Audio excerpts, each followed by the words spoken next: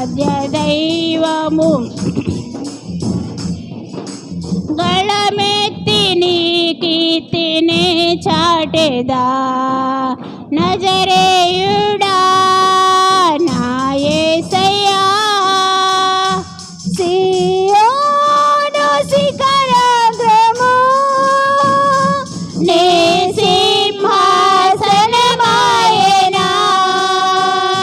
సియోను శిఖరాగ్రము నీ సింహాసనమాయెనా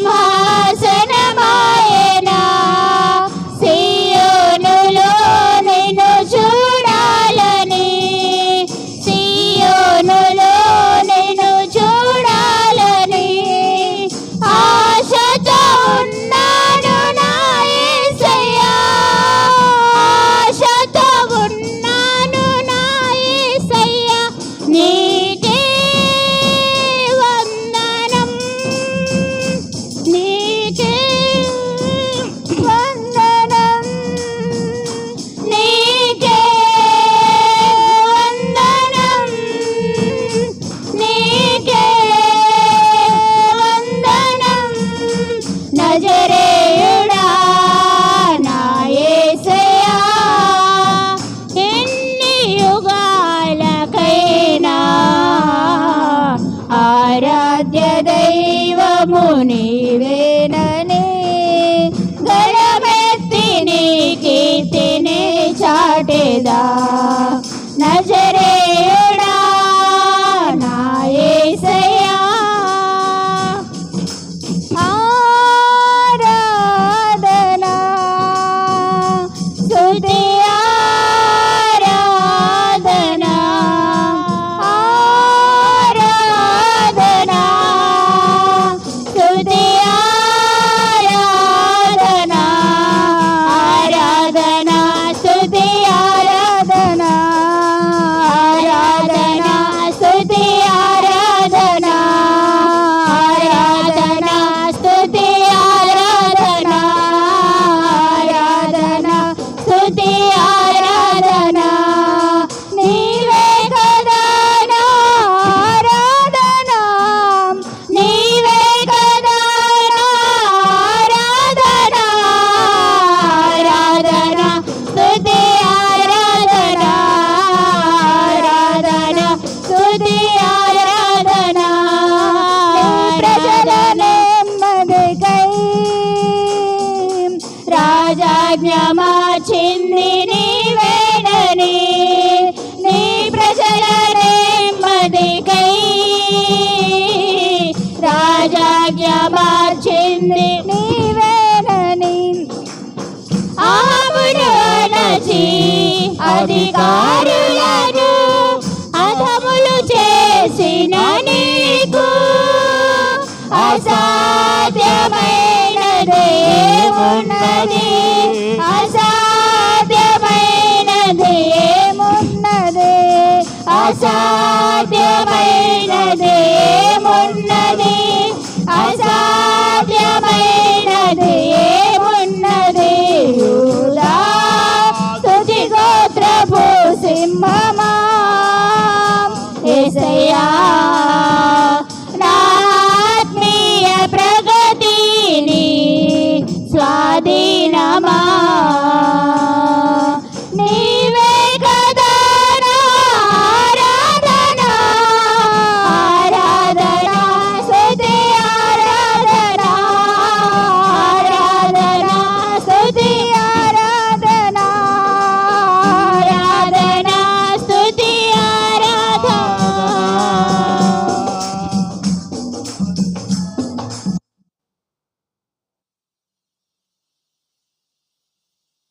ఆరాధనా ఆరాధనకు యోగ్యుడైన స్తుతులకు పాత్రుడైన మా ప్రభువా నిత్యము కోట్లాది దూతల ద్వారా పరిశుద్ధుడు పరిశుద్ధుడని ప్రతి గానము చేయబడుతూ పొగడబడుతున్న మా దేవా అపవిత్రమును ఎన్నికలేని వారము మట్టి పురుగు అంటుల వారు ప్రభువా అంతలో కనపడి అంతలో మాయమైపోయి ఆవురు లాంటి వారమైనా మమ్మల్ని మీరు ఏర్పాటు చేసుకుని మిమ్మల్ని ఆరాధించడానికి గణపరచడానికి మమ్మల్ని మీరు చేసుకునే విధానమునకే మీకు స్తోత్రాలు. అదే వరుసలో మరొకసారి మరొక వారం మీ సన్నిధానంలో మిమ్మల్ని స్తుతించే వారిగా మిమ్మల్ని చేసినందుకే మీకు వందనాలు. ఇంకెక్కువగా ఆరాధించగలిగినట్లుగా మీరు మాకు సహాయాన్ని మీరు అనుగ్రహించండి. ఈ క్రొత్త ఆరాధన మీరు అంగీకరించి మీరు మహిమ పొందండి. రావాల్సిన దేవునుల ఆశీర్వాదాలు మీరే మా అందరికి దయచేసి మీరే మహిమనందమని యేసు ప్రభువారి పేరట స్తుతించి గణపరిచి ఈ ఆరాధన మీకు అర్పిస్తున్నాము తండ్రి. ఆమేన్. కూర్చుందామండి. ప్రియులారా, సమయంలో దేవుని వాక్యాన్ని మనం విందాం. ఒక అరగంట 10 అయ్యింది, 10:30 వరకు దేవుని వాక్యాన్ని చెప్తారు. కాబట్టి ప్రియులు ఉండమట్ల విజయశేఖర్ గారు వారికి సమయాన్ని ఇస్తా ఉన్నాం. వారు దేవుని వాక్యాన్ని అందిస్తారు. 10:30 వరకు వారు దేవుని వాక్యాన్ని అందించాలని మనం చేస్తూ ఉన్నాం.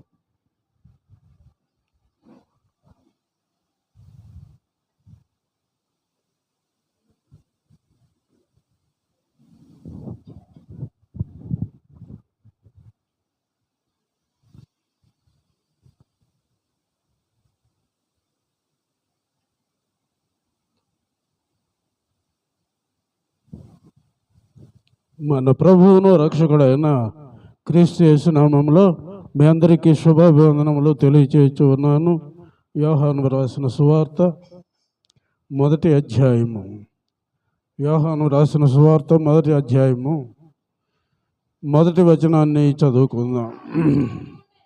ఆది యందు వాక్యముండెను, వాక్యము దేవుని యొద్ద ఉండెను, వాక్యము దేవుడై ఉండెను. చాలమ్మా. 14వ వచనం.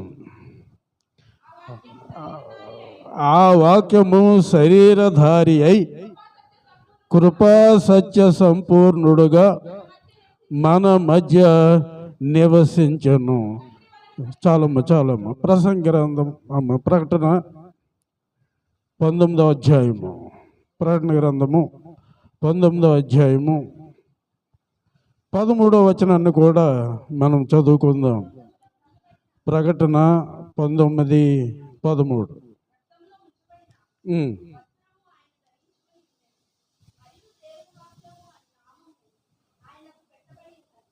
మరియు వ్రాయబడిన ఒక నామము ఆయనకు కలదు, అది ఆయనకే గాని మరి ఎవనికిని తెలియదు. రక్తములో ముంచబడిన వస్త్రము ఆయన ధరించుకొని ఉండెను, మరియు దేవుని వాక్యము అను నామము ఆయనకు పెట్టబడి ఉన్నది. దేవుడు తన పరిశుద్ధ వాక్యంను దీవించి ఆశీర్వదించును గాక. చదవబడినటువంటి వాక్యం కొరకు, ఆత్మ సహాయం కొరకు చిన్న ప్రార్థన.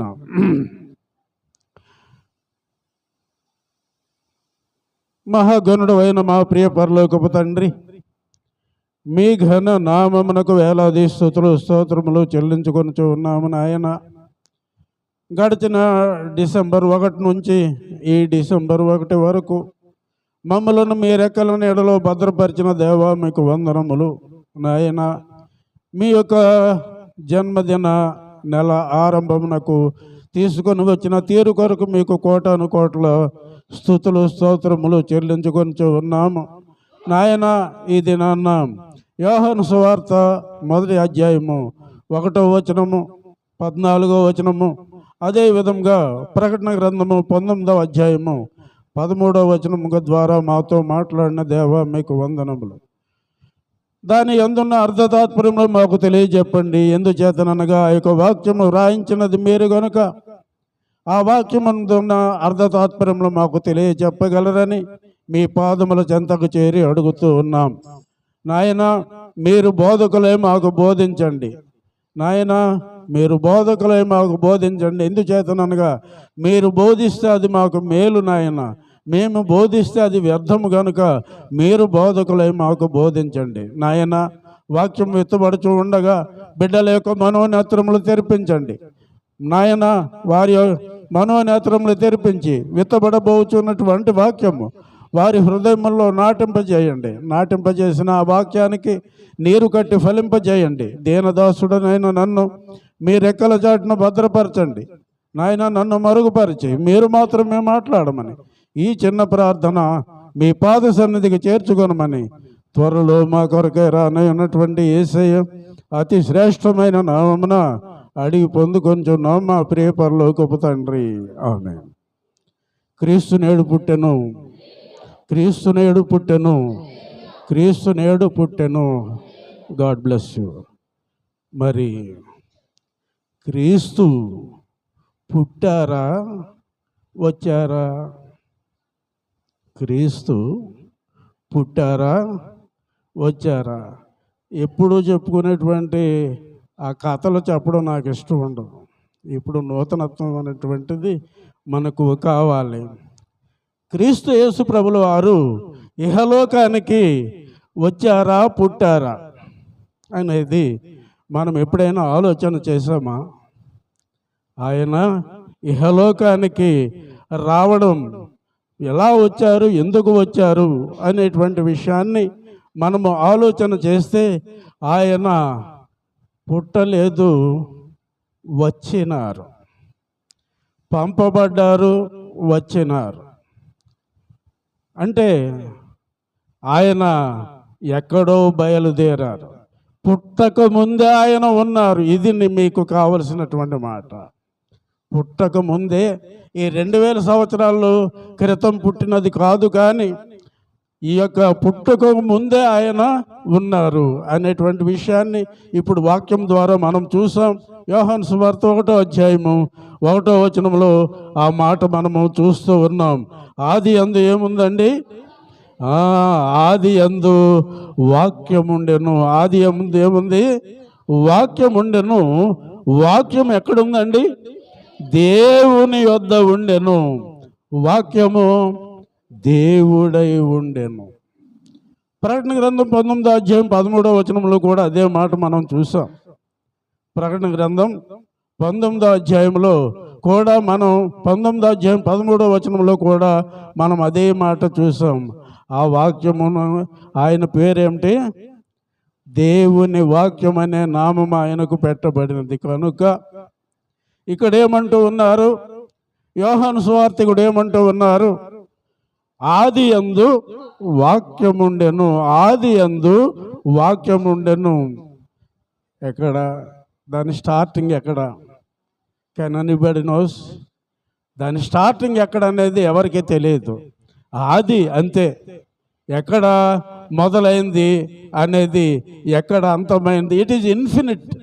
దానికి మరి ఇంత అనేటువంటి కొలమానం మనము చూడలేము. కనుక ఆయన ఎక్కడ నుంచి వచ్చారు అనేటువంటిది, పుట్టుకకు ముందే ఆయన ఉన్నారు. పుట్టుకకు ముందే ఆయన ఉండి ఏమయ్యారు అని అంటే శరీరధారిగా. 14వ వచనంలో ఏముంది? శరీరధారిగా. ఆయన శరీరధారిగా రావాల్సి వచ్చినది. కారణమేమి? ఆయనకు మన పాపముల నుండి మనల్ని విమోచించడానికి ఆయనకు ఒక శరీరం కావలసి వచ్చినది. అదే విధముగా మనం ఆది కాండంలో చూసుకున్నట్లయితే, ఆది కాండంలో మరి సాతాను కూడా అతను నిరాకారుడు, అతను ఒక గాలి లాంటి వాడు. వాడికి శరీరం లేదు, వాడికి శరీరం లేదు. కనుకనే ఆ యొక్క సర్పములోనికి వెళ్ళాడు. సర్పము సాతాను కాదు, దానికి ఒక శరీరం కావాలి, అపవాదికి ఒక శరీరం కావాలి. కనుక ఆ యొక్క సర్పంలోనికి పరకాయ ప్రవేశం చేసింది. అదే విధంగా ఇక్కడ క్రీస్తు యేసు ప్రభుల వారు మరి రావడానికి ముందే ఆయన ఉన్నారు. రావడానికి ముందే ఆయన ఉన్నారు అని చెప్పడం నా యొక్క మరి వాక్య సారాంశము. అయితే మరి ఇది క్రిస్మస్ నెల. మరి మనవరాళ్ళు అది గుర్తు చేసింది, కొనియాడ తరమై నిన్ను అని. Very good. అది కొనియాడ తరమే నిన్ను, ఆయన కొనియాడడం మన తరం కాదు అని జ్ఞాపకం చేసింది. చాలా సంతోషమైనది. కనుక క్రిస్మస్ నెల ప్రారంభమైనది. క్రిస్మస్ నెల ప్రారంభమైనది అంటే, క్రిస్మస్ అంటే ఏమిటి? క్రిస్మస్ పండుగ. అది క్రిస్మస్ పండుగ, క్రిస్మస్ ఆరాధన ఏంటి? మరి యేసయ్య క్రిస్మస్ ఆరాధన ఏమిటిది? మన ఇష్టం వచ్చినట్టు మరి మాట్లాడుతూ ఉంటాం, వాక్యంలోనికి వెళ్ళం. వాక్యంలో తొంగి చూస్తే ఏముంది అనేటువంటిది మనకు తెలుస్తుంది. వాక్యంలోనికి వెళ్ళాలి. వాక్యము మనం మాట్లాడే మాట ప్రతి దానికి బేసు వాక్యం లేకపోతే అది నిరర్ధకము. నేను ఇందాక ప్రార్థనలో అడుగుతూ ఉన్నాను, ఏమడుగుతూ ఉన్నాను? మీరు బోధకులై మాకు బోధించండి. ఎవరు బోధకులై ఉండాలి? ఆయన బోధకుడై మనకు బోధిస్తే అది మనకు మేలు. ఆయన బోధకుడై ఉండాలి. కనుక మనం ఆయనను మరి బేస్ చేసుకుని మనం మాట్లాడాలి. ఆయన అంటే వాక్యము, ఆయన అంటే వాక్యము. ఇప్పుడే 19:13 చూసుకున్నాం. ప్రకటన గ్రంథం 19:13 చూసుకున్నాం. ఏమనుంది?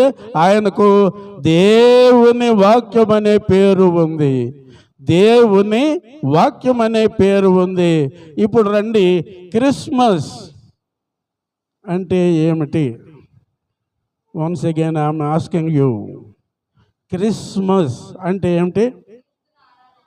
Very good, God bless you. క్రీస్తును ఆరాధించుట. ఏమమ్మా? కరెక్ట్. ఇవి రెండు పదాల కలయిక. క్రిస్టోస్. క్రిస్టోస్ అనేది గ్రీకు పదం, మాస్ అనేది మరి లాటిన్ పదం. ఈ రెండు పదాలు కలిపి క్రిస్మస్ అన్నారు. ఇంతవరకు ఓకేనా? ఇంతవరకు ఓకే. మరి క్రిస్మస్ ఆరాధన అంటామేంటమ్మా? అది మనకు కావాలి. ఆ పక్కన అటు మడుగులోకి వెళ్తే అక్కడ పెద్ద బిల్డింగ్ ఒకటి ఉంది. దానికి ఏం పేరు పెట్టాడంటే బేతేల్ హౌస్ అని పెట్టాడు. ఏం పేరు పెట్టాడు? బేతేల్ హౌస్. బేతేల్ హౌస్ అంటే అర్థం ఏంటి? అసలు బేతేల్ అంటే ఏమిటి? దేవుని ఇల్లు. బేతేల్ అంటే బేత్ దేవుడు, ఏల్ దేవుడు, బేత్ అంటే గృహము. బేతేల్ దేవుని ఇల్లు. మరి అక్కడ పెట్టిన పెద్ద పాస్టరే, జర్మనీ నుంచి డబ్బు వస్తుంది అతనికి. అతను ఏం పెట్టాడు? బేతేల్ హౌస్ అంటే దేవుని ఇల్లు. అర్థం ఉందా? రెండిళ్ళు ఉన్నాయి అక్కడ. అర్థం చేసుకోండి. At the same time you have to think about Christmas. Christos mass. క్రీస్తును ఆరాధించుట. అంతవరకు బాగుంది. క్రీస్తును ఆరాధించుట అనేటువంటిది Christmas. It is not festival. అది పండగ కాదు, ఆరాధన, దేవుని ఆరాధన. ఇప్పుడే మరోవారు పాడింది. ఏం పాడింది? ఆరాధన, స్తుతి ఆరాధన. అదేనా పాడరు? పని ఏదో ఒకటి, మొత్తానికి ఆరాధన కదా. అది మరి ఇప్పుడు చేసుకుంటున్నాం, అప్పుడు చేసుకుంటున్నాం. అక్కడ క్రీస్తుని ఆరాధిస్తున్నాం, ఇక్కడ క్రీస్తుని ఆరాధిస్తున్నాం. But it is not festival. Christmas ఆరాధన అనేది తప్పు. Christmas, that's all. రండి ఇప్పుడు వాక్యంలోనికి వెళదాం. ఆయన మరి ఈ పుట్టుకకు ముందే ఆయన ఉన్నారు. ఆయన వచ్చారు, పుట్టాడు కాదు, ఆయన వచ్చారు. ఎక్కడి నుంచి? తండ్రి పంపగా ఆయన ఇహలోకానికి వచ్చారు. తండ్రి పంపగా ఆయన ఎలా వచ్చారు అనగా, తండ్రి పంపగా ఆయన ఇహలోకానికి వచ్చారు. రావడానికి అతనికి ఒక శరీరము కావాలి. రావడానికి ఆయనకు ఒక శరీరము కావాలి. నీవు నాకు ఒక శరీరమును అమర్చితివి అంటున్నారు దావీదు గారు. నీవు నాకు ఒక శరీరమును అమర్చితివి అన్నారు 139వ కీర్తనలో. కనుక మీకు ప్రియులారా, ఇక్కడ మరి ఈ 2000 సంవత్సరాల క్రితం వచ్చినటువంటి దేవుడే కాదు, 2000 సంవత్సరాల క్రితం వచ్చినటువంటి ఆయన ఎవరు అనగా దేవుని కుమారుడు. దేవుని కుమారుడు, హీ సన్ ఆఫ్ గాడ్, దేవుని కుమారుడు. But he is not God. దేవుని కుమారుడు, దేవుని కుమారుడు. ఆయన ఏం చెప్తే అది చేయడానికి ఎక్కడికి వచ్చాడు ఆయన. మన పిల్లలు ఉన్నారు అని అంటే మన పిల్లలను ఎందుకు పంపిస్తాం? మీరు చదువుకోండి అని పంపిస్తాం, వారు చదవకుండా వస్తే మనం ఏమైనా చేయగలమా? ఇదే యోహాను సువార్తలో 17వ అధ్యాయం అంతా అదే. 17వ అధ్యాయం అంతా సబ్మిషన్. దాన్ని ఏమంటారంటే సబ్మిషన్, అప్పగించడం. ఆయన ఎందుచేతనైతే పంపబడ్డాడో, యేసుక్రీస్తు ప్రభుల వారు పరలోకము నుంచి ఎందుచేతనైతే పంపబడ్డాడో ఆ పనంతా నేను చేశాను అని తండ్రికి విన్నవిస్తూ ఉన్నాడు. అది 17వ అధ్యాయం. రండి, ఇప్పుడు ఆయన పుట్టాడా వచ్చాడా అనేటువంటిది మనకి వేసినటువంటి ప్రశ్న. మనం వేసుకున్న ప్రశ్న ఏమిటి? ఆయన పుట్టాడా వచ్చాడా? ఇప్పుడు చెప్పండి, ఆయన వచ్చాడా పుట్టాడా? రావడానికి ఆయనకు ఒక గర్భము కావాలి కనుక, ఆయన ఇహలోకములోనికి రావడానికి ఆయనకు ఒక గర్భము కావాలి కనుక, ఆ గర్భము ఎవరి ద్వారా వచ్చినది అని అంటే కన్య అయిన మరియ గర్భాన్ని మరి ఎంచుకున్నాడు. ఇది ఇప్పటికిప్పుడు జరిగినది కాదు.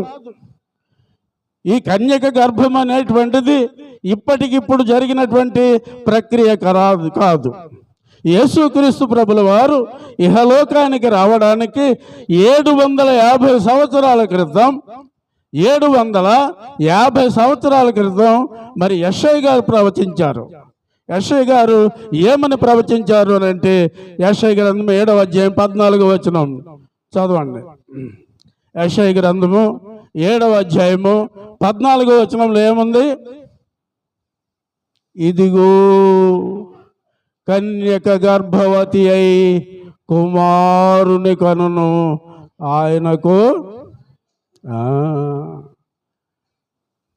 ఇంకా 750 సంవత్సరాలకి, ఇంకా 750 సంవత్సరాలకు ఆ యొక్క యేసుక్రీస్తు ప్రభుల వారు ఆ యొక్క కన్య మరియ గర్భాన ఉద్భవిస్తారు. అనగా ఆయన ఏం చేశారు అని అంటే కన్యక గర్భవతి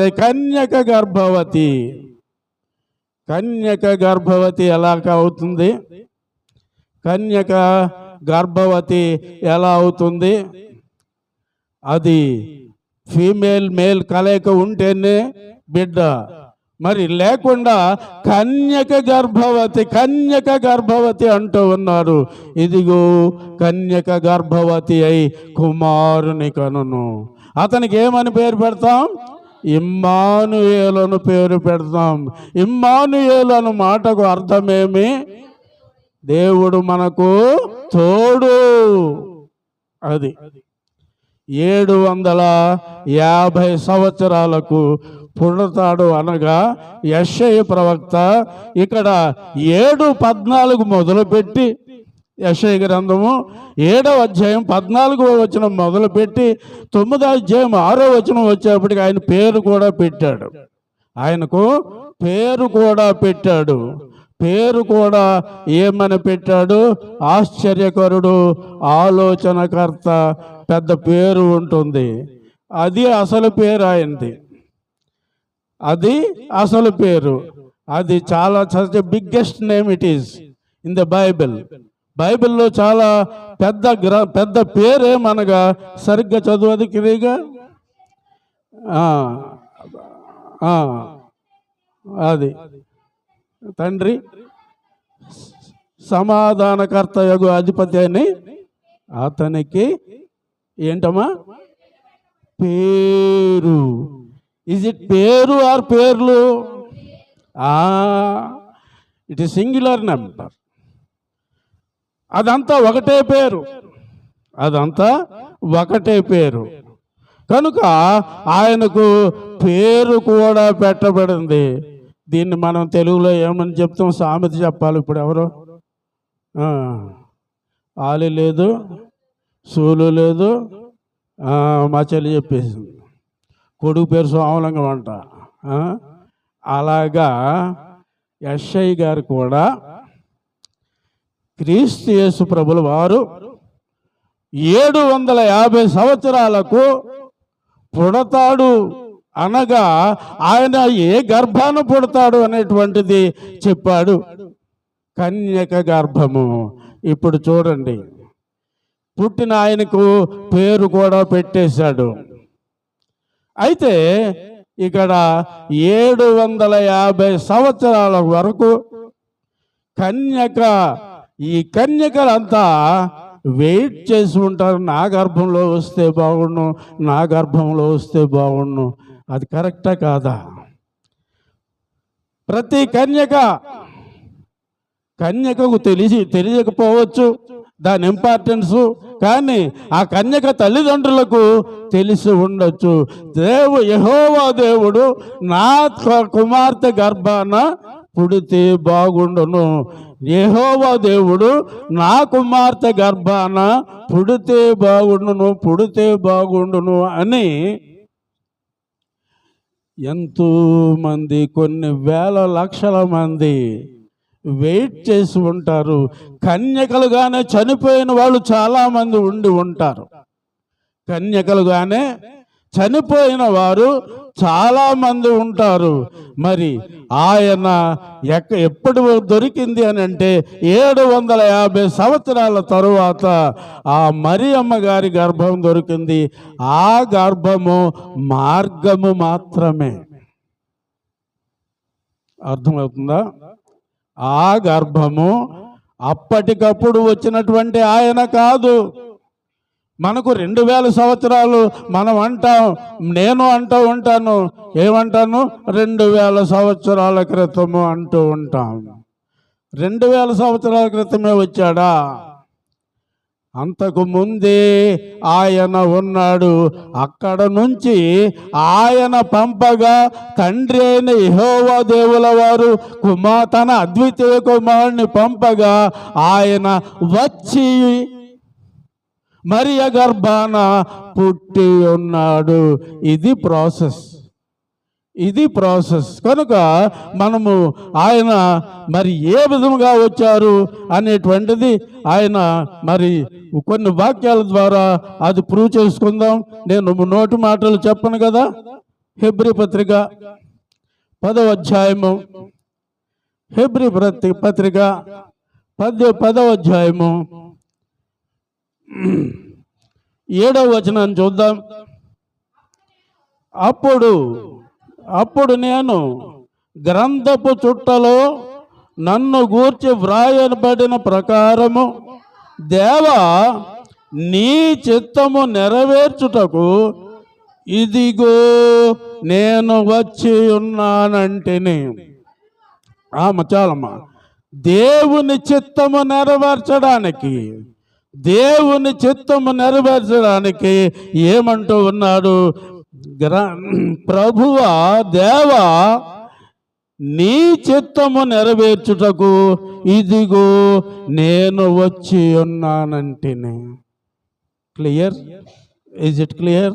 రండి 9వ వచనం కూడా చూపిస్తాను. ఆయన నీ చిత్తము నెరవేర్చుటకు ఇదిగో నేను వచ్చి ఉన్నాను. నీ చిత్తము నెరవేర్చడానికి అక్కడ ఆయనకేదో పని చెప్పారు. అక్కడ ఆయనకు కుమారుడైన క్రీస్తు యేసు ప్రభుల వారికి తండ్రి అయిన యెహోవా దేవుల వారు ఏదో పని చెప్పారు. ఆ పని చేయడానికి ఇదిగో నేను వచ్చి ఉన్నాను. ఇదిగో నేను వచ్చి ఉన్నాను. మార్క్స్ వార్త 1వ అధ్యాయము. మార్క్స్ వార్త 1వ అధ్యాయము. మార్క్స్ వార్త 1వ అధ్యాయం 38వ వచనం చదువుమా. 38. ఆయన ఇతర సమీప గ్రామముల్లోనూ నేను ప్రకటించున్నట్లు వెళ్ళుదము రండి, ఇందు నిమిత్తమే కదా నేను బయలుదేరి వచ్చి తిని. ఎక్కడి నుంచో బయలుదేరి వచ్చారు. తండ్రి దగ్గర నుంచి బయలుదేరి వచ్చారు. ఆయన ఒక పని గురించి వచ్చారు. ఇందు నిమిత్తమే కదా అంటూ ఉన్నారు. ఇందు నిమిత్తమే కదా నేను బయలుదేరి వచ్చాను అంటూ ఉన్నారు. మన ఇంటి దగ్గర నుంచి బయలుదేరి వచ్చాం. ఎక్కడికి వచ్చాం? ఆలయానికి వచ్చాం. అలాగే ఆయన తన ఇంటి దగ్గర నుంచి, తన తండ్రి అయిన యెహోవా దేవుల వారి ఇంటి దగ్గర నుంచి బయలుదేరి వచ్చి ఉన్నారు. రండి, మరి ఒక వాక్యాన్ని చూపిస్తాను. లూకాసు వార్త 5వ అధ్యాయం. లూకాసు వార్త 5వ అధ్యాయము 32వ వచనము. 5:32. మారు మనస్సు పొందుటకై నేను పాపులను పిలువవచ్చితిని గాని నీతిమంతులను పిలువరాలేదు. నేను ఎవరిని పిలవడానికి వచ్చాను? మారు మనసు పొందుటకై పాపులను పిలవడానికి వచ్చి ఉన్నాను. ఆయన వచ్చినటువంటి పనులు చెప్తూ ఉన్నారు. ఆయన తండ్రి అయిన యెహోవా దేవుల వారి దగ్గర నుంచి బయలుదేరి వచ్చినటువంటి ఆ పని మొట్టమొదటిగా రోగులను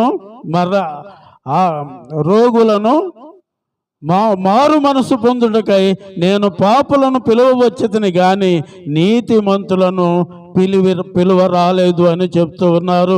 19వ అధ్యాయము 10వ వచనం. లూకాసు వార్త 19వ అధ్యాయము. లూకాసు వార్త 19వ అధ్యాయము 10వ వచనాన్ని కూడా మనం చూస్తే, నశించిన దానిని వెదకి రక్షించుటకు మనుష్య కుమారుడు వచ్చెనని అతనితో చెప్పాను. నశించిపోతూ ఉన్నాం, మనమంతా నశించిపోతూ ఉన్నాం. నశించిపోయిన దానిని వెదకి రక్షించడానికి, ఎక్కడైతే డిస్ట్రాయింగ్ జరుగుతూ ఉందో, ఎక్కడైతే నశించిపోతూ ఉన్నారో ఆ నశించిపోయిన వారిని వెదకి రక్షించడానికి ఆయన ఈ లోకానికి వచ్చి ఉన్నారు అనేటువంటిది మనము లేఖన భాగాల ద్వారా చూస్తూ ఉన్నాం. మత్తయి గ్రంథం, మత్తయి సువార్త 20వ అధ్యాయము. మత్తయి సువార్త 20వ అధ్యాయము 28వ వచనం కూడా మనము చూద్దాం. అలాగే మనుష్య కుమారుడు పరిచారము చేయించుకొనుటకు రాలేదు గాని పరిచారము చేయుటకును అనేకులకు ప్రతిగా విమోచన క్రయధనముగా తన ప్రాణమునిచ్చుటకు వచ్చెను. ఒక్కొక్కటి ఆయన ఎందుకోసమైతే వచ్చి ఉన్నారు అనేటువంటి పనులు ఒక్కొక్కటి మనకి తెలియజేస్తూ ఉన్నారు. ఆయన ప్రాణాన్ని మనకివ్వడానికి ప్రతి వారు కూడా బ్రతకడానికి ప్రయత్నం చేస్తూ ఉంటారు. ప్రతి వారు కూడా ఎవరు చనిపోవడానికి ఇష్టపడరు. కానీ ఈయన ఎందుకు వచ్చారు అంటే చనిపోవడానికి, మరి పాపుల కొరకు చనిపోవడానికి, మన పాపాల కొరకు ఆయన శిలువ మరణం పొందడానికి ఆయన వచ్చినట్లుగా మనము లేఖన భాగాల్లో చూస్తూ ఉన్నాం. అదేవిధంగా తిమోతికి రాసినటువంటి మొదటి పత్రిక, తిమోతికి వ్రాసిన మొదటి పత్రిక అపోస్తలుడైన పౌలు తిమోతికి వ్రాసిన మొదటి పత్రిక 1వ అధ్యాయము 15వ వచనం కూడా మనము చూస్తే 1:15 పాపులను రక్షించుటకు క్రీస్తు యేసు లోకమునకు వచ్చెనను వాక్యము నమ్మదగినది, పూర్ణాంగీకారమునకు యోగ్యమైనదియునై ఉన్నది. అట్టి వారిలో నేను ప్రధానుడను. Can we agree with it? మనము దీనితో ఏకీభవిస్తామా? నేను ఏకీభవిస్తాను. ఆయన ఈ పాపులను రక్షించడానికి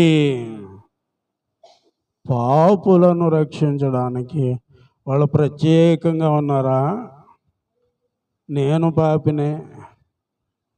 పాపినే, నన్ను రక్షించడానికి ఆయన వచ్చారు. రక్షించబడ్డాను. నేను ఒకనాటి పాపినే, నేను రక్షించబడ్డాను అని మరి సంశయంగా చెప్పగలిగే శక్తి మనకుందా? ఆయన ఏమంటూ ఉన్నారు? పాపులను రక్షించుటకు క్రీస్తు యేసు. ఇక్కడ ఏం కనిపిస్తుంది? క్రీస్తు యేసు. ఏం కనిపిస్తుందమ్మా? క్రీస్తు యేసు అంటున్నారు. It is correct word. క్రీస్తు యేసు. ఇప్పుడు లావణ్యకు పేరు ఉంటుంది, కానీ అక్కడ టిక్ మని కొట్టిగాడు ఏమంటారు? ఏం నీ ఉద్యోగం పేరేంటి? ఆపరేటరా? ఏమంటారమ్మా? టైపిస్టా? అది. ఇప్పుడు ఆవిడికి టైపిస్ట్ గారు అని పిలుస్తారు, కానీ ఏమని పిలుస్తారు? టైపిస్ట్ గారు అని పిలుస్తారు, కానీ లావణ్య అని ఎవరైనా పిలుస్తారమ్మా? బాగా తెలుసున్న వాళ్ళు కానీ లావణ్య అని పిలవరు. ఇప్పుడు మరి నా వెనక పాస్టర్ గారు ఉన్నారు, ఆయనకు పేరు ఉంది, కానీ ఆ పేరు పెట్టి ఎవరైనా పిలుస్తారా? ఏమని పిలుస్తారు? పాస్టర్ గారు అంటారు, అంతేనా? లేకపోతే జాయ్ అంటారా? క్లియర్గా చెప్పండి. మీకు అర్థమైందో లేదో నాకు తెలియాలి. ఎందుచేతనంటే ఇక్కడ కరెక్ట్ అయిన మాట మీకు చూపిస్తూ ఉన్నాను. ఆయనకి అసలు పేరు జాయ్. తల్లిదండ్రులు పెట్టిన పేరు జాయ్.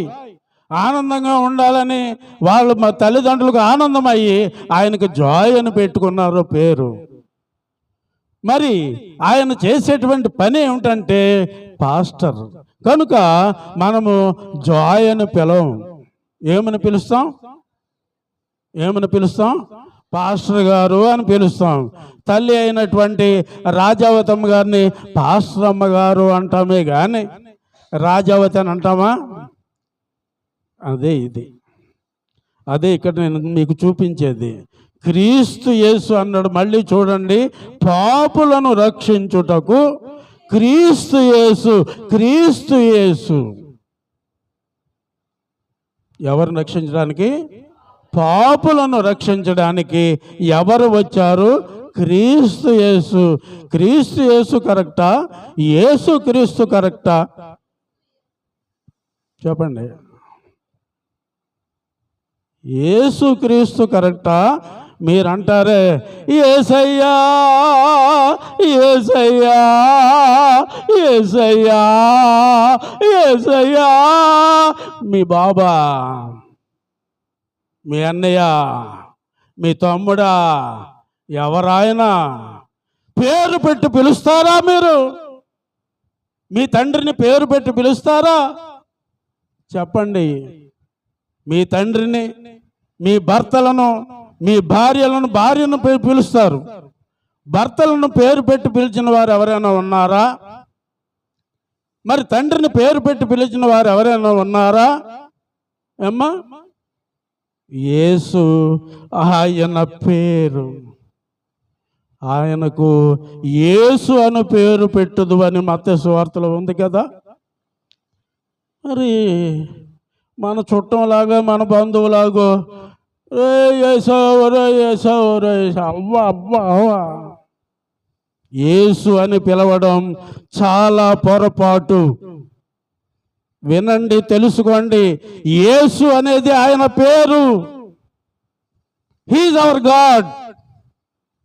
కనుక ఆయన మనం పేరు పెట్టి పిలవడానికి ఎంత మాత్రం అర్హులం కాదు. ఇక్కడ మరి తిమోతి గారు ఏమంటూ ఉన్నారు? క్రీస్తు యేసు అంటూ ఉన్నారు. క్రీస్తు అనగా అభిషిక్తుడు, Messiah. He is anointed. That's why ఆయనను మనము క్రీస్తు అని పిలుస్తాం.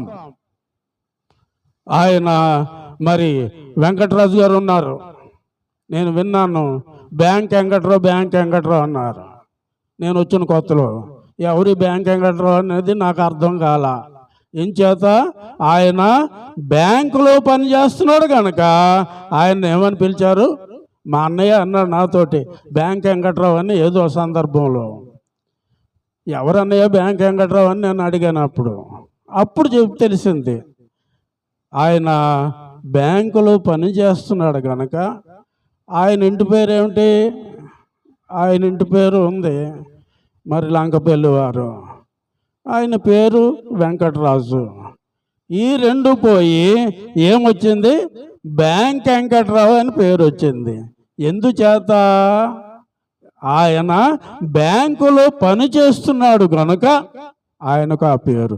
ఇప్పుడు క్రీస్తు యేసు, క్రీస్తు అనేది ఆయన మెస్సయ్య, అభిషిక్తుడనే అర్థం. కనుక ఆయనకు మరి బిరుదు ఉంది. ఆ బిరుదు ఏమనగా క్రీస్తు. మనము క్రీస్తు యేసు అనాలి కానీ యేసు క్రీస్తు అనకూడదు అని నేను చాలాసార్లు మరి ఇదే వేదిక నుంచి మీకు చెప్పాను. కనుక మరి ఇప్పటికైనా మీరు మార్చుకోండి. మరి క్రీస్తు యేసు లోకమునకు వచ్చనని వాక్యము నమ్మదగినదియు పూర్ణాంగీకారమునకు యోగ్యమైనదియునై ఉన్నది. అట్టి వారిలో అంటే క్రీస్తు యేసు ప్రభుల వారు వచ్చాడు అనేటువంటి అది పూర్ణాంగీకారముతో, హాఫ్ నాలెడ్జ్ కాదు. Half knowledge is more dangerous. మనము వచ్చేరాని మాటలు, పరిశుద్ధ గ్రంథాన్ని చదవకుండా లేఖనాల్లో ఏముందో తెలుసుకోకుండా మన ఇష్టం వచ్చినట్లు మాట్లాడితే అది చాలా మరి ప్రమాదకరమైనటువంటి విషయాన్ని మీకు తెలియజేస్తూ ఉన్నాను. పూర్ణ అంగీకారము. ఏది చేసినా మనము హృదయపూర్వకంగా చేయాలి. ఏది చేసినా, ఏ పని చేసినా మనం హృదయపూర్వకంగా చేయాలి. ఇక్కడ పౌలు గారు చెప్తున్నాడు తిమోతికి, పూర్ణాంగీకారము అంటూ ఉన్నారు. ఏమంటూ ఉన్నారమ్మా? పూర్ణ అంగీకారము. నీ పూర్ణ హృదయంతో, నీ పూర్ణ ఆత్మతో, నీ పూర్ణ శక్తితో, నీ పూర్ణ బలముతో నీ దేవుడ యెహోవాను ప్రేమించుము అన్నటువంటి మాట ఉంది. మనం ఏది చేసినా సంపూర్ణంగా చేయాలి. ఏది చేసినా సంపూర్ణంగా చేయాలి. గలతీ 4:4 కాలము సంపూర్ణమైన కాలము సంపూర్ణం అవడం ఏంటి అమ్మా? కాలము సంపూర్ణం అవడం ఏంటంటే ఆదికాండం 3:15 స్త్రీ సంతానము అన్నాడు. ఇక్కడ ఏ సంతానంగా వస్తున్నాడు ఈయన? ఏ సంతానంగా వస్తున్నాడు? స్త్రీ సంతానము అని ఎందుకు అంటున్నాడు? పురుషుని ప్రమేయము లేదు గనుక స్త్రీ సంతానము అంటూ ఉన్నాడు. కనుక మరి ఇక్కడ మనం ఏమి చేయాలి అని అంటే క్రీస్తు అనేటువంటి పదాన్ని వాడాలి కానీ యేసు అనే మాట మీ నోట రాకూడదు. మరొక విషయాన్ని మీకు జ్ఞాపకం చేస్తాను. యూదులు యెహోవా అనే మాట ఇంకా వాళ్ళు ఏమనుకుంటారు, మెసేజ్ వస్తున్నాడు అంటారే కానీ వచ్చారు అనేటువంటిది వారు అంగీకరించరు. నేనే ఆ మెసేజ్ అని క్రీస్తు యేసు ప్రభులు వారే చెప్పారు. Even though they are not, మరి దాన్ని వాళ్ళు అంగీకరించలేదు కనుక ఏం చేశారు, చనిపోయే వరకు వదలలేదు. ఈ యూదులు యెహోవా అనే మాట ఉచ్చరించరు.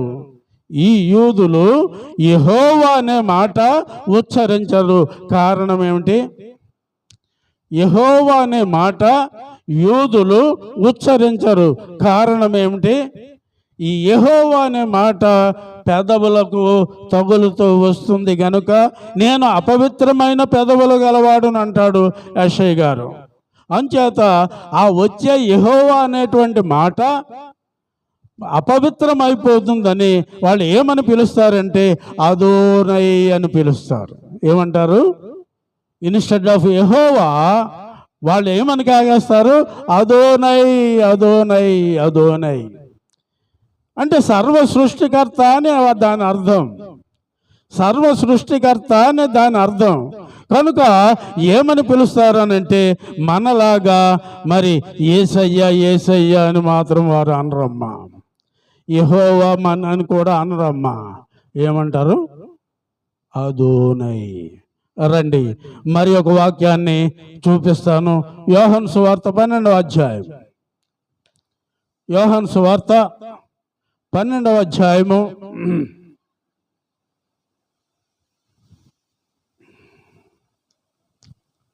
46-47 వచనాలు చూద్దాం. 46-47.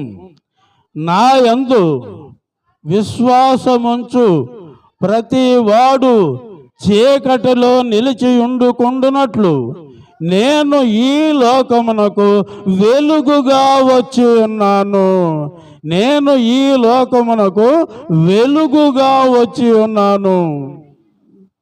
నేను ఈ లోకానికి ఎలా వచ్చానండి? మనము చీకటిలో ఉన్నాం, మనము పాపములో ఉన్నాం, మనం చీకటిలో ఉన్నామంటే మరి ఈ లైట్లు బోల్డ్ అని ఉన్నాయి కదా అనుకుంటారు. అది కాదు. పాపమనే చీకటిలో ఉన్నాము గనుక మనను వెలుగులోకి నడిపించడానికి ఆయన వెలుగుగా వచ్చి ఉన్నారు. ఆయన ఎలా వచ్చారండి? వెలుగుగా వచ్చి ఉన్నారు. 47వ వచనం. ఎవడైనను నా మాటలు వినియు వాటిని గైకొనకుండిన ఎడల నేను అతనికి తీర్పు తీర్చను. నేను లోకమునకు తీర్పు తీర్చుటకు రాలేదు కానీ రక్షించుటకే వచ్చితిని. చూసారా? ఆయన పుట్టాడా, వచ్చాడా? పంపగా వచ్చాడు.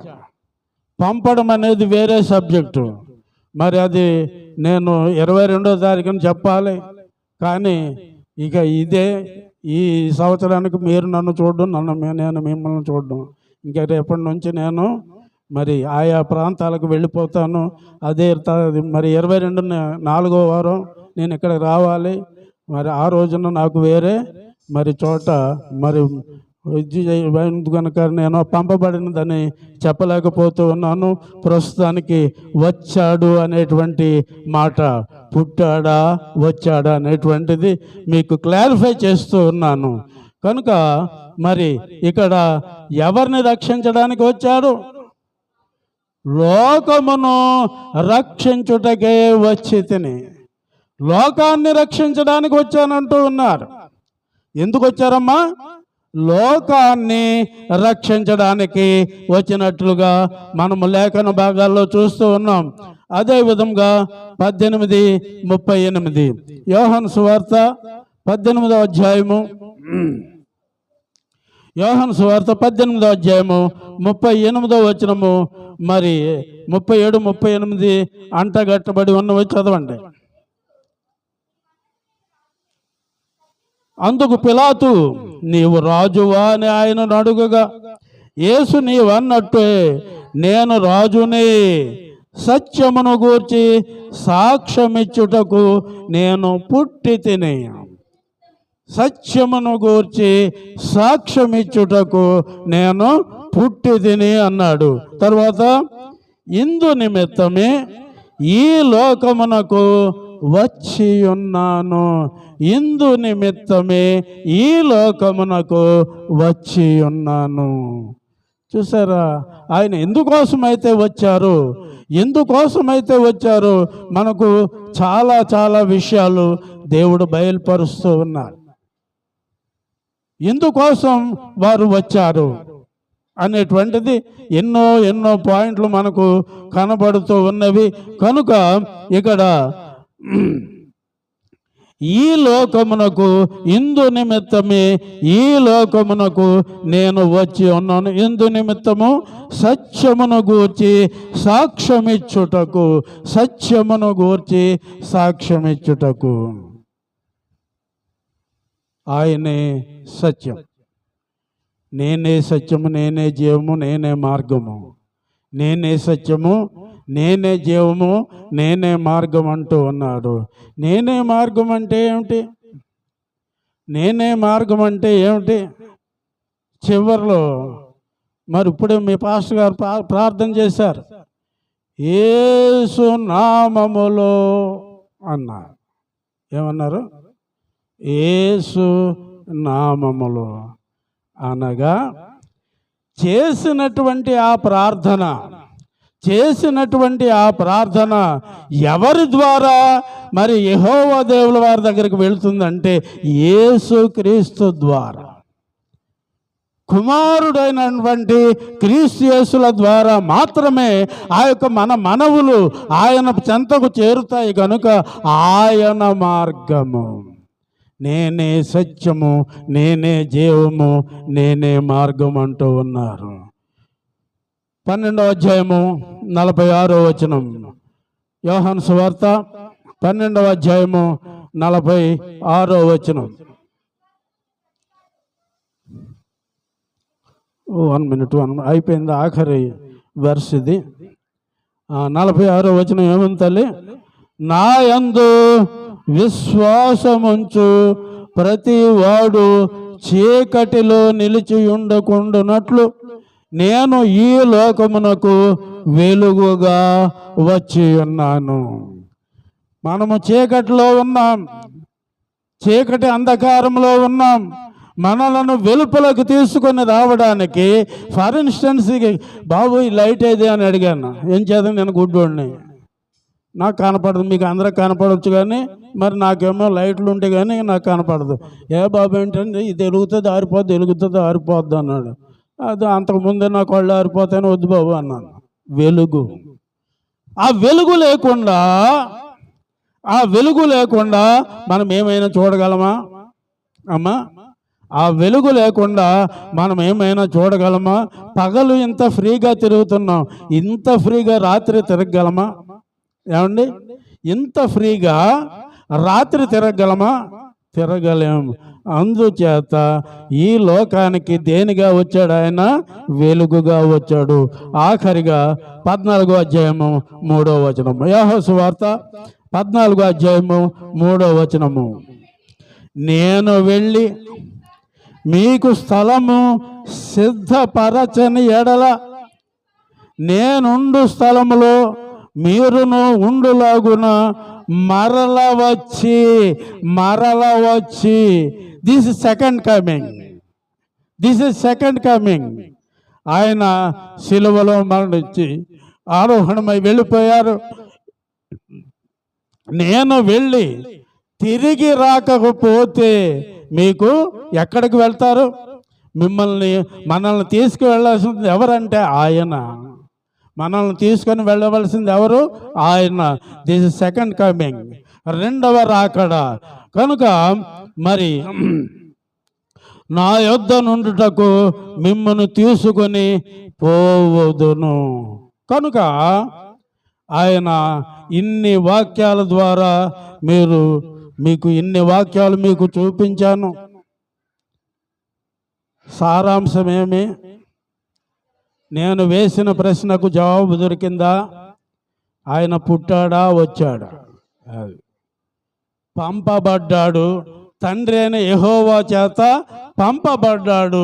పంపబడిన ఆయన ఎలా వచ్చారు? స్త్రీ గర్భాన వచ్చారు. అది పుట్టుక. కనుక క్రిస్మస్ అనగానేమి? క్రిస్మస్ అనగానేమి పండుగ కాదు, కోళ్ళు కుక్కలు కోసుకునేది కాదు అమ్మా. కోళ్ళు కుక్కలు కోసుకునే పండుగ కాదు ఇది. ఏం పండుగ? నా కొరకు, నా పాపం నిమిత్తం, నా పాప విముక్తి నిమిత్తము మీరు ఈ లోకమునకు వచ్చారని ఇప్పుడు ఆరాధన, స్తుతి ఆరాధన అనేది అప్పుడు పాడుకోవాలి. అర్థమైందా? కనుక యెహోవా తన నామమును వ్యర్థముగా ఉచ్చరించేవాడు నిర్దోషినిగా ఎంచబడడు. ఆయన నామాన్ని వ్యర్థముగా ఉచ్చరించవద్దు. కనుక ఎప్పుడు ఏది చేయాలో, ఏది చెప్తుందంటే పరిశుద్ధ వాక్యం. ఎప్పుడు ఏది చేయాలి, ఏది చేయకూడదు అనేటువంటిది ఏమి చెప్తుంది? పరిశుద్ధ వాక్యము. దేవుడైన మరి ఆ వాక్యానికి ఏమని పేరు? దేవుడు అనేటువంటి పేరు 19:13 చూపించాను. కనుక మనము ఈ యొక్క వాక్యాన్ని విడువక చదివిన ఎడల ఏది చేయవచ్చు, ఏది చేయకూడదని మనకు లేఖన భాగాలు బోధిస్తాయి. కనుక ఆ యొక్క లేఖన భాగాలను మనము విరివిగా చదువుదాం. అట్టి కృప త్రియేక దేవుడు మీకు, మాకు, మనందరికీ అనుగ్రహించునుగాక. చిన్న ప్రార్థన. ప్రేమ నమ్మకం కలిగిన మా ప్రియ పరలోకపు తండ్రి, మీ ఘన నామమునకు వేలాది స్తుతులు స్తోత్రములు. నాయన ఇంతవరకు మీరు పంపబడి అక్కడ నుంచి, తండ్రి దగ్గర నుంచి పంపబడి వచ్చిన సంగతి, మరి ఆ యొక్క స్త్రీ గర్భాన పుట్టిన సంగతి వరకు మేము నేర్చుకున్న దేవా మీకు వందనములు. నాయన మరి మేము లేఖన భాగాలు అధికముగా చదువుటకు మీ కృపను చూపించమని, విత్తబడిన వాక్యము మరి సాతానుడు ఎత్తుకొని పోకుండా దానికి నీరు కట్టి ఫలింపజేయమని ఈ చిన్న ప్రార్థన మీ పాద సన్నిధికి చేర్చుకొనమని, త్వరలో మా కొరకై రానయున్నటువంటి యేసయ్య అతి శ్రేష్టమైన నామమున అడిగి పొందుకొనుచున్నాము మా ప్రియ పరలోకపు తండ్రి. ఆమేన్. అందరికీ వందనాలు. మంచిదండి ప్రియులరా. మంచి వర్తమానాన్ని యేసు ప్రభువారు పంపబడ్డారు, ఎందుకు వచ్చారన్న విషయాలు దేవుని లేఖనాల నుండి చక్కని విషయాలు వారు తెలియపరుచుకుంటూ వచ్చారు. యేసు ప్రభువారు లోకానికి పంపబడి ఆయన కొరకు గ్రంథపు చుట్టలో ఏమవుతే రాయబడిందో దాన్ని నెరవేర్చి మానవుల పాపపరిహార్థం కొరకు సిలువైబడి రక్తము కార్చి చనిపోయి సమాధించబడి 3వ దినాన్ని తిరిగి లేచి పరలోకానికి ఎక్కి వెళ్ళారు. ఆయన లోకానికి వచ్చి ఆయన పనిని నెరవేర్చారు. మన పనిని మనము నెరవేర్చారు. దేవుడు మనకి ఏ పనో తప్పు చెప్పారో, అందుకే క్రీస్తు ప్రభు మనకి ఏమై ఉన్నారని అంటే మాదిరి. ఆయన అడుగు జాడల్లో మనం నడవాలి. ఆయనకు అప్పచెప్పబడిన పని ఆయన నెరవేర్చారు. ఈరోజు మనకు అప్పచెప్పబడిన పని మనం ఏం చేయాలి? నెరవేర్చాలి. అది ఏ పని అవుతే దేవుడు మనకు అప్పచెప్పాడో, ఏ బాధ్యతతో అప్పచెప్పాడో, ఈ లోకములు అనేక మందికి మాదిరిగా మనము ఉండి ఈ లోకాన్ని విడిచిపెట్టి వెళ్ళవలసిన ఒక రోజు ఉంది. ఆ రోజు కొరకై మనము అప్పటికి సంపూర్ణంగా సిద్ధపడి పరలోక రాజ్యానికి వారసులం అవుదాం. ఏంటి ఆయన చిత్తం, ఏంటి ఆయన ఉద్దేశం అని అంటే, ఆయన మన పట్ల ఏమి ఆయన ఆశిస్తున్నాడు అని అంటే ఆయన చిత్తాన్ని అదే మన పని. కాబట్టి ఆయన ఏం చెప్పాడు ఆ పని మనము చేయాలి. ప్రియులారా, ఈ కార్యక్రమం మనం ముందుకు వెళుతూ ఉన్నాం. గత ఆదివారం దానియేలు గారు, మేరీ గారు వారి చెల్లెలు గారు, అనగా మేరీ గారు వారి చెల్లి రెబెక్కమ్మ గారి కూతురికి ప్రియులారా సారోనికి బాప్తిస్మ ఇచ్చాం. 3 ఉన్నారు మన సంఘంలో. కనుక వారి కొరకు మనము గత వారం వేచి చూసాం. కాబట్టి పరీక్ష రాయటానికి వెళ్ళారు. కనుక ఈ వారం మాకు ఇప్పించండి, బాప్తిస్మం ఇవ్వండి అని వారు ముందుకు వచ్చారు. గత వారం ఇవ్వాల్సింది కాబట్టి కొంచెం వారి పని ఉండి వెళ్ళటాన్ని బట్టి ఇవ్వలేకపోయాం. కాబట్టి ఈరోజు వారికి బాప్తిసాన్ని మనం ఇద్దాం. ప్రియులారా, ప్రియులు సూర్యప్రకాష్ గారు, పొనుగుపాటి సూర్యప్రకాష్ గారు, హేమలత గారు, ప్రియక్క వారి కుమారుడు హకీల్ గారు, వారు బాప్తిసం కొరకు సిద్ధపడ్డారు. నేను ఇదివరకు అన్నాను, బాబు మందిరానికి వస్తే అప్పుడు బాప్తిసం ఇస్తామని అన్నప్పుడు వారు కొన్ని వారాలు మందిరానికి రావటాన్ని బట్టి, వారు ఇచ్చిన సాక్ష్యాన్ని బట్టి బాప్తిసం ఇవ్వటానికి ముందుకు వెళతా ఉన్నాం. కాబట్టి మనము బాప్తిసం ఇచ్చిన తర్వాత ప్రభు బల తీసుకుంటాం. ప్రియులారా, ఆ ప్రభు బల తీసుకుంటాం, ఆ తర్వాత కార్యక్రమాన్ని ముగించుకుంటాం. అందరూ ఒకసారి దేవునికి స్తోత్రం చెప్పండి. హల్లెలూయా. బిడ్డ పుట్టినప్పుడు పెద్దలు ఉంటారు కదా, పెద్దలు అంటే ముసలోళ్ళు ఉంటారు కదా, వారు ఏం చేస్తారని అంటే బిడ్డ పుట్టిన తర్వాత ఆ బిడ్డను తీసుకొని నూనె రాసి పొట్టు గొడ్లలో ఏం చేస్తారని అంటే కదా చుడతారు కదండి. కాబట్టి ముందు ఎవరైతే బాప్తిసం తీసుకొని ఉన్నామో వారు ఏం చేయాలని అంటే, పుట్టి బాప్తిసం తీసుకుని పుట్టినవాడు వారిని ఏం చేయాలి? కప్పాలి. అది మన బాధ్యత, మన పని. కాబట్టి బాప్తిసం ఇంత క్రితం తీసుకున్న వారు ఆ పని చేయాలి. కాబట్టి ఎవరైతే అలా ఉన్నారో ఆ ఇంటోళ్ళే కాదు, ఎవరైనా అలా ముందుకు రావటానికి ప్రయత్నం చేయాలని మనం చేస్తూ ఉన్నాను. ప్రియులారు గమనించండి, మందిరంలో కొంతమంది అంటే మీకు అర్థమవటానికి చెప్తాను, మాస్గా క్లాస్గా ఉంటారు. కనుక మాస్గా ఉన్న వాళ్ళు ఏ పనైనా చేయగల సమర్థత ఉంటారు. వారిని పిలిచి మనం పని అప్పు చెప్తాం, ఏమంటే ఇది చేయండి ఇది చేయండి అని పని అప్పు చెప్తాం. ఏమంటే మేము చేయగలమని అంటే మీకు ఆహ్వానం పలుకుతూ ఉన్నాం. కాబట్టి ఆ పొట్టి గుడ్లతో కనుక పుట్టిన తర్వాత పైకి తీసుకురావాలని మనం చేస్తూ ఉన్నాను. ప్రియులారా, అక్కడ జంగం సరోజన్ గారు అని వారి ఇల్లు ఉందండి. వారి ఇల్లు బాత్రూమ్ అడిగాం, ఒకవేళ మార్చుకుంటానంటే అక్కడే మార్చుకోవచ్చు. జంగం భీమరాజు గారి ఇల్లు బాత్రూమ్ అక్కడ అడిగాము, ఈ పక్క రేక్ షెడ్, అక్కడ మార్చుకోవాలనుకుంటే అక్కడ మార్చుకోవచ్చు. కాబట్టి లేదు ఇంటికి వచ్చేస్తాం, ఇక్కడ మందిరం కాడ మార్చుకుంటానంటే స్ట్రైట్గా మనం ఇంటికి వచ్చేయచ్చు. ఒకవేళ మార్చుకుందాం అనుకుంటే అక్కడే బట్టలు మార్చుకోవచ్చు, అక్కడ ఇల్లు అడిగాము అంటే బాత్రూమ్ అడిగాము, కాబట్టి మీరు అక్కడ వినియోగపరచుకోవచ్చు. ప్రియులారు గమనించండి, ఇంకోటి ఏంటంటే ఆడవారు బాప్తిసం తీసుకున్నప్పుడు ఆడవారు ఆ బిడ్డను సహకరించాలి, మగవారు బాప్తిసం తీసుకున్నప్పుడు మగవారు సహకరించాలి. కాబట్టి మనం ముందున్న కార్యక్రమం కలిసి స్పీడ్గా వెళ్ళిపోదాం, అందరూ కలిసి వెళదాం. దానికంటే ముందుగా కానుకలు సమర్పించుకుందాం. మనందరూ లేచి నిలబడి కానుకలు సమర్పించుకున్న తర్వాత ప్రార్థన చేసుకొని మనం బయటికి వెళ్ళి బాప్తిసాన్ని ఇద్దాం. ఒక పాట పాడుతూ ఉండగా కానుకలు సమర్పిద్దాం. అందరూ లేచి నిలబడి కానుకలు అర్పిద్దాం.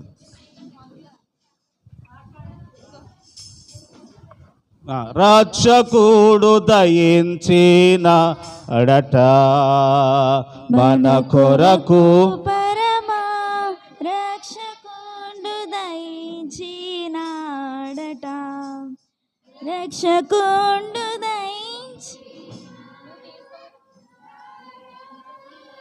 బోయులారా, రక్షకుడు దయించినాడు,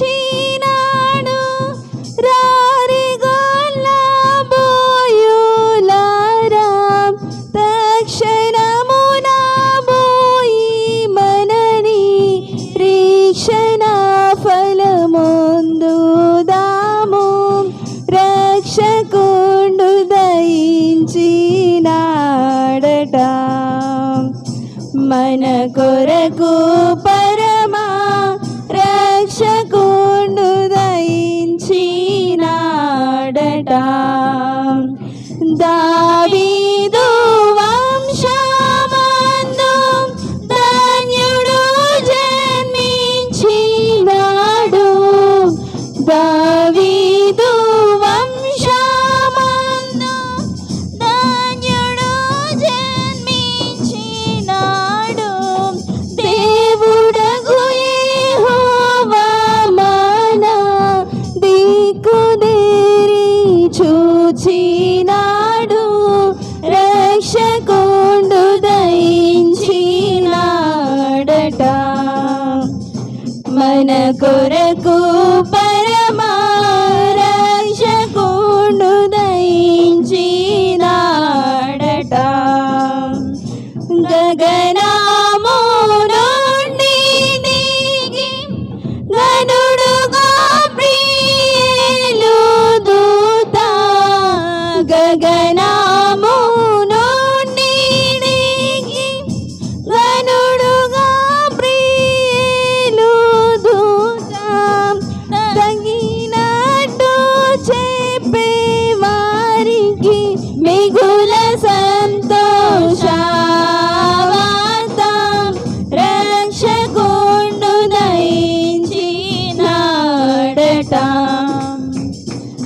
మన కొరకు పరమారక్షకుడు